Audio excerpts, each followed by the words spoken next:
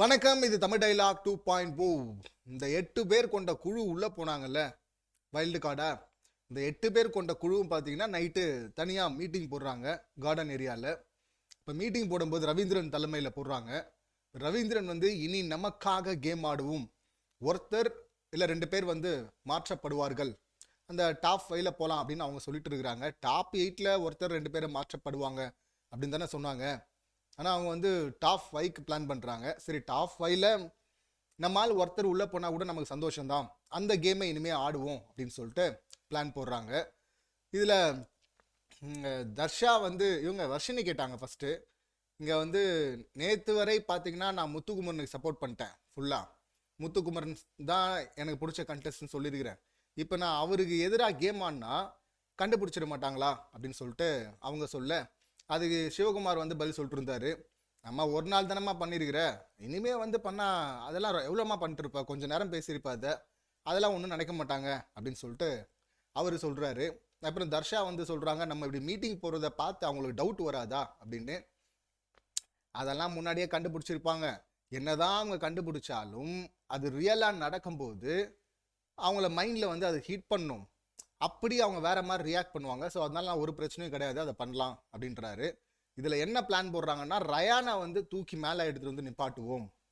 அதாவது டாப்பில் இருக்கிறவனா நம்ம டச் பண்ண வேணாம், பாட்டமில் இருக்கவங்களையும் டச் பண்ண வேணாம். அதாவது எவிக்ட் ஆகக்கூடிய சுச்சுவேஷனில் யார் இருக்காங்களோ அவங்களையும் டச் பண்ண வேணாம். ரயானை வந்து நம்ம இன்னும் கொஞ்சம் 2 பொசிஷன் முன்னாடி தள்ளணும்னா நம்ம யாராவது உள்ளே போகிறதுக்கு வாய்ப்பு இருக்குது டாப் 5ல் அப்படின்னு இவர் சொல்கிறாரு. இதில் எப்படி பண்ணோன்னா, இப்போ ஒரு ரேங்கிங் டாஸ்க் வைக்கிறாங்கன்னு வச்சுங்களேன். ரேங்கிங் டாஸ்க் வச்சா இந்த 8 பேர் நடுவில் செல்ஃப் ஓட்டு தான் எல்லாருமே போட்டுப்பாங்க. ஃபர்ஸ்ட் ரேங்க் எனக்கு தான் அப்படின்னு தான் பேசுவாங்க. அப்படி எல்லாருமே செல்ஃப் ஓட் போட்டாங்கன்னா ரயானும் தனக்காக ஓட்டு போட்டுப்பாரு. அப்படி ரயானு ஓட்டு போடும்போது நமக்கும் அந்த ஓட்டிங் ஆப்ஷன் வந்ததுன்னா நம்ம 8 பேருமே வந்து ரயானுக்கு தான் ஓட்டு போடணும். ரயான் தான் தகுதியான ஆள், ரயான் தான் சூப்பரு, ரயான் தான் ஹீரோ அப்படின்னு சொல்லிட்டு தூக்கி வைக்கணும்.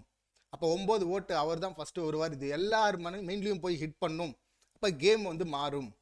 இப்போ நம்ம டாப்பில் இருக்கவங்களும் அடிக்க போகிறது இல்லை, கீழே இருக்கவங்களும் அடிக்க போகிறது இல்லை, மிடில் இருக்கவங்கள தான் நம்ம அட்டாக் பண்ண போகிறோம். இப்படி அட்டாக் பண்ணும்போது ரயானுடைய ப்ளஸ்ஸை வச்சு இன்டைரக்டாக அவங்களுடைய நெகட்டிவை தாக்கணும். உதாரணத்துக்கு சொல்கிறேன்னா, இப்போ ரயான் வந்து ஒரு க்ரௌடை சம்பாரிச்சிருக்காரு, அது வந்து ஆர்கானிக் க்ரௌடு அப்படின்னு சொன்னோன்னா நம்ம ரயானா தான் பெருமையாக பேசுகிறோம்.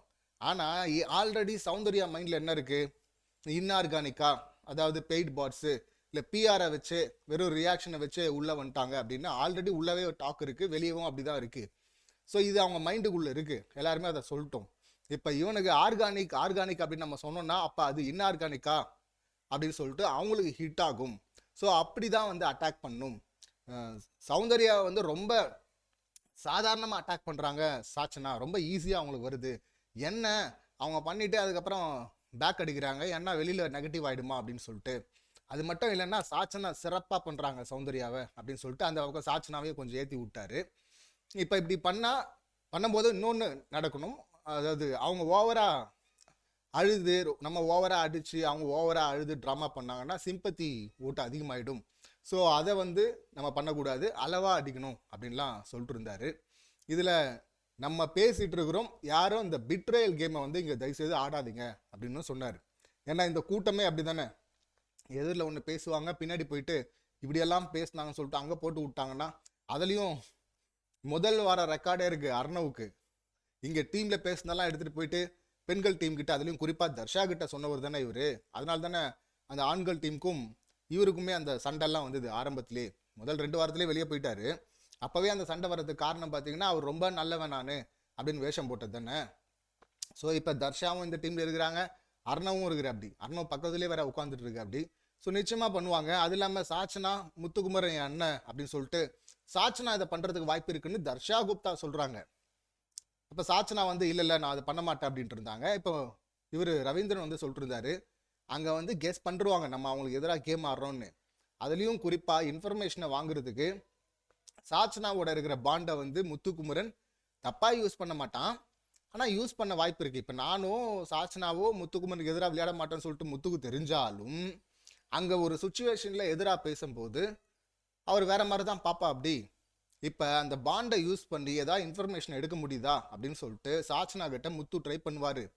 அப்படி இல்லைன்னா முத்துக்கு இன்னொரு கேம் தெரியும், வேற எங்கேயாவது ஏதாவது ஒரு இன்ஃபர்மேஷனை போட்டு இவங்க தர்ஷா குப்தா மேலே ஒரு அட்டாக்கை போடுவோம். அப்படி நேரடியாக வரமாட்டாரு, வேற யார் மூலியமாவது ஒரு அட்டாக்கை போட்டா இவங்க வந்து வீக்கான ஆள், எமோஷனலான ஆள், தர்ஷா வந்து உடஞ்சி அழ ஆரம்பிச்சிருவாங்க. அப்படி அழும்போது எல்லா இன்ஃபர்மேஷனும் சொல்ல வாய்ப்பு இருக்கு. அப்படி இன்ஃபர்மேஷனை போட்டு வாங்குறதுல முத்துக்குமரன் கை தேர்ந்தவன், பயங்கரமான ஆள் ஒருத்தன் இருக்கிறான், ஈஸியாக கண்டுபிடிச்சிருவான்.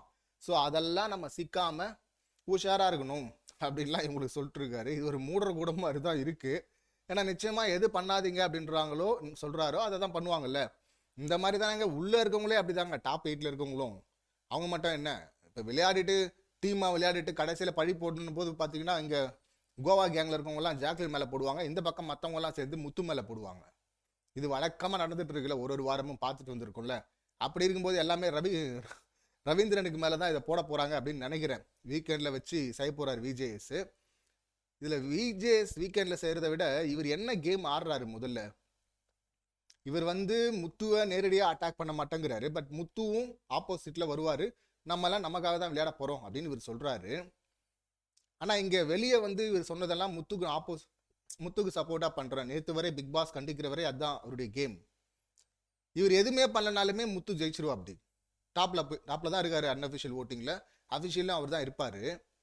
இவர் ஏதாவது பண்ணுறேன்னு போயிட்டு யாரையாவது அடித்து அவங்க அழுது, இப்போ உதாரணத்துக்கு ரயான் சௌந்தர்யா வச்சு ஒரு உதாரணம் சொன்னார்ல, அந்த உதாரணத்தில் இப்போ சாச்சனாவோ இல்லை மற்றவங்கள போயிட்டு சௌந்தர்யாவை அட்டாக் பண்ணாங்கன்னு வச்சுங்களேன், சும்மாவே அழுவாங்க. இப்போ பவித்ரா அவங்க கொஞ்சம் சேஃப் அப்படின்னு இவங்க நினைக்கிறாங்க. இப்போ பவித்ராவை அட்டாக் பண்ணாங்கன்னா அவங்க ஒரு அழுக போடுவாங்க, ஜாக்லின் அட்டாக் பண்ணால் அவங்களும் ஒரு ட்ராமா பண்ணுவாங்க. இப்படி எல்லாமே அழ ஆரம்பிச்சாங்கன்னா அப்போ சிம்பத்தி ட்ராமா தானே அவங்க பண்ணுவாங்க. இப்போ 14வது வாரத்தில் இருக்காங்க, இப்போனா இறங்கியே அடிப்பாங்க. இனிமே எது நடந்தாலும் மக்கள்கிட்ட தான் இருக்குது அப்படின்னு பிக் பாஸ் சொல்லிட்டாரு. அப்போ என்ன பண்ணுவாங்க, மக்கள்கிட்ட போய் அழுது கேமரா முன்னாடி நின்று கத்தி கதறி ஒரு ட்ராமா பண்ணி அந்த சிம்பத்தியை எப்படி ஓட்டா மாற்றலாம் அப்படின்னு தான் பார்ப்பாங்க. மக்களும் பார்த்தீங்கன்னா விஷால் 2 சொட்டு கண்ணீரை விட்டாவே அவன் தொடர்ந்து நடிச்சிட்டு இருக்கான்னு தெரியுது, 2 சொட்டு கண்ணீர் விட்டாவே அவனுக்கே ஓட்டு போட்டு மேலே எடுத்துகிட்டு வராங்க. அப்படி இருக்கும்போது அதை தானே கேப்சர் பண்ண பார்ப்பாங்க. ஜாக்லின்லாம் அதை ஏற்கனவே பண்ணியிருக்கிறாங்க, பவித்ரா அதில் எக்ஸ்பர்ட்டு, சௌந்தர்யா சொல்லவே வேணாம், அது மட்டும் தான் பண்ணிட்டு இருக்காங்க. அவங்க முதல் வாரத்திலே பண்ணவங்க அந்த ட்ராமாவை. அப்படி இருக்கும்போது இது அவங்களுக்கு தானே ஆதரவாக போகும். இதில் ஒரு பக்கம் ரயானை வேற அவங்ககிட்ட இருக்கிற பாசிட்டிவெல்லாம் சொல்லி நம்ம பூஸ்ட் பண்ண போகிறோம் அப்படின்லாம் வேற சொல்கிறாரு. இப்படி பண்ணி கடைசியில் இது எல்லாமே ஏதோ ஒரு வகையில் முத்துக்குமரனை அஃபெக்ட் பண்ணுற மாதிரி தான் இருக்குது. இவருடைய ஸ்கெட்சு, இவருடைய டார்கெட்டு முத்து கிடையாது அப்படின்னு வச்சுட்டு முத்துவை தனியாக வச்சுட்டு ஜாக்லின்லேருந்து சௌந்தர்யாலேருந்து இங்கே ரயான்லேருந்து வேற மாதிரி பாசிட்டிவாக எடுத்துகிட்டு வரதுலேருந்து இப்படி டார்கெட் பண்ணால் இது டோட்டலாக வந்து யாருக்கு பேக் ஃபயர் ஆக வாய்ப்பு இருக்குது. சிம்பதி ஓட்டை இந்த பக்கம் கிரியேட் பண்ணி விட்டிங்கன்னா அப்போ இன்டைரக்டாக அது முத்துக்கு எதிராக தானே போகுது. இவர் என்னன்னா நான் பண்ண ஏதோ ஒரு விஷயம் என்னால் தான் முத்துக்குமரன் ஜெயிச்சான்னு சொல்ல மாட்டேன், ஆனால் நான் பண்ண ஏதோ ஒரு விஷயம் அனில் மாதிரி வந்து முத்துக்கு வந்து ஹெல்ப் பண்ணியிருக்கு அப்படிங்கிற அந்த பேர் எடுக்கணும்னு தான் இவர் பண்ணுறாரு. வெளியவா தான் பண்ணிருந்தார், உள்ளவா தான் போய் பண்ண போகிறாரு. ஆனால் அப்படி பண்ணுறது மூலிமா மொத்தமாக ஆப்போசிட்டில் வெயிட்டை ஏற்றுற மாதிரி தெரியுது. அது ரொம்ப தப்பான கேமாக இருக்குது.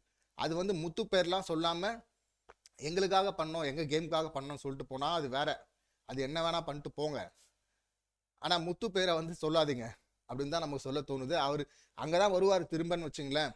இப்போ பெரிய உயரத்தில் முத்துக்குமரன் இருந்தாலும் இது தேவையில்லாத ஆணி மாதிரி தான் தெரியுது. உள்ளே இருக்கவங்களும் ட்ராமா குயின்கள் பயங்கரமாக ட்ராமா பண்ணுவாங்க, அதை நம்ம ஏற்கனவே பார்த்துருக்குறோம். ஸோ இவங்க போட்ட பிளான் எந்த அளவுக்கு அவங்களுக்கு ஹெல்ப்ஃபுல் ஆகுது இல்லை இவங்களுக்கே பேக் ஃபயர் ஆகுது அப்படின்னு சொல்லிட்டு வெயிட் பண்ணி தான் பார்க்கணும். இதில் சம்மந்தமே இல்லாமல் முத்துக்குமரனுக்கு எங்கே பிரச்சனையாக வந்து நிற்கிறாங்களோ அப்படின்னு தெரில, அதையும் பார்க்கணும். என்ன நினைக்கிறீங்க நீங்கள் இந்த பேச்சு, இவங்களுடைய டீம் மீட்டிங்? அது இல்லாமல் ரியா அவங்களும் வந்து ரொம்ப ஈஸியாக கன்ஃபியூஸ் பண்ணிவிடுவாங்க. ரியாவை வந்து முத்து இல்லை அதர் டீம்மேட்ஸ் வந்து ஈஸியாக கன்ஃபியூஸ் பண்ண வாய்ப்பு இருக்குது அப்படின்லாம் அவரை சொல்லியிருந்தாரு. இதில் எத்தனை பேர், ஜூஸ் குமார் இவரும் ஸ்டாண்ட் பண்ண மாட்டார். வர்ஷினி இப்போ வந்து நான் முதல்ல ஒரு மாதிரி இருந்தது உங்கள் கேம், ஆனால் இப்போ பரவாயில்ல அப்படின்னு இவர் சொல்கிறாரு. நீங்கள் கேட்ட கேள்வியிலிருந்து நீங்கள் ரொம்ப ரிஃபைன் ஆகிருக்கீங்கன்னு எனக்கு புரியுது அப்படின்னு ரவீந்திரன் சொன்னாலும் வர்ஷினி, ரியா, தர்ஷா, இந்த ஜூஸ் குமார், அர்ணவ், சாச்சனா இவங்களையெல்லாம் நம்பி இந்த மாதிரி ஒரு விஷயத்த பண்ணலாமா? சுனிதா வேணா கொஞ்சம் ஸ்டாண்ட் பண்ணுவாங்கன்னு நினைக்கிறேன் பேசினதில், மற்ற யாருமே வந்து ஸ்டாண்ட் பண்ணுற ஆளுங்க மாதிரி தெரில. இவங்ககிட்ட ஒரு டார்கெட்டை கொடுத்தா அளவா அப்படின்னு சொன்னால் எக்கச்சக்கமாக அடிச்சிடுவாங்க. எக்கச்சக்கமாக அடிச்சுட்டு இதை வெளியே சொல்லாதன்னு சொன்னால் சொல்லிட்டு சொல்லாதன்னு சொன்ன வரையும் முதுகில் குத்திடுவாங்க. அந்த மாதிரியான ஆட்கள் தான். அது அப்படிதான் ட்ராக் ரெக்கார்ட் இருக்கு, இதுக்கு முன்னாடி இருந்தது. ஸோ என்ன நடக்க போகுது அப்படி சொல்லிட்டு வெயிட் பண்ணி பார்ப்போம். இந்த சம்பவங்களை நீங்க எப்படி பார்க்குறீங்க, உங்க கருத்து என்ன அப்படிங்கிறது கமெண்ட் பண்ணுங்க. மீண்டும் அடுத்த வீடியோவில் சந்திக்கலாம். நன்றி, வணக்கம்.